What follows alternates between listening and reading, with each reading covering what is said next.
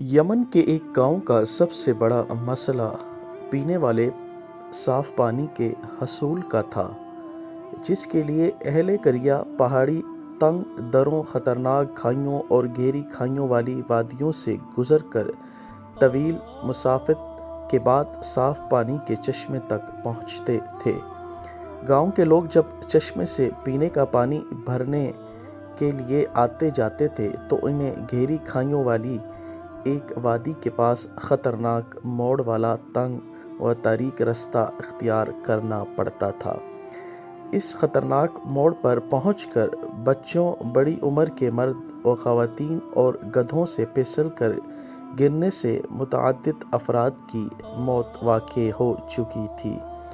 کئی دہائیوں کے بعد اس جان لیوا خطرناک موڑ کے گر کر مرنے والے مسئلے کا حل تلاش کرنے کی خاطر مصائب میں مبتلا گاؤں والے کسی دوسرے دوپار کے گاؤں کے معززین کے ہاں جمع ہوئے۔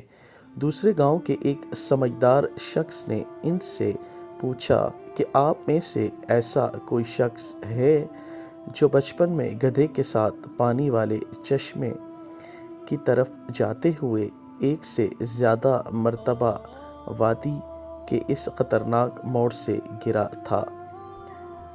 چند ایک نے کہا، ہاں، ہم متعدد بار وہاں گر کر زخمی ہو چکے ہیں۔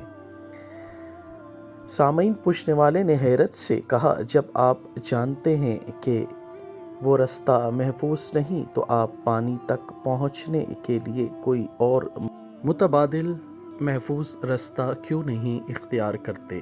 اس سوال پر اہل قریہ نے چونکا دینے والا جواب دیا، اور ان کا کہنا تھا، ہم اپنا رستہ اس لیے تبدیل نہیں کر سکتے کیونکہ ہم سارا سفر گدھوں کی پیروی پر کرتے ہوئے طے کرتے ہیں، اور گدھا ہی ہے جو ہماری رہنمائی کرتے ہوئے ہمیں پانی کے چشمے تک لے کر جاتے ہیں۔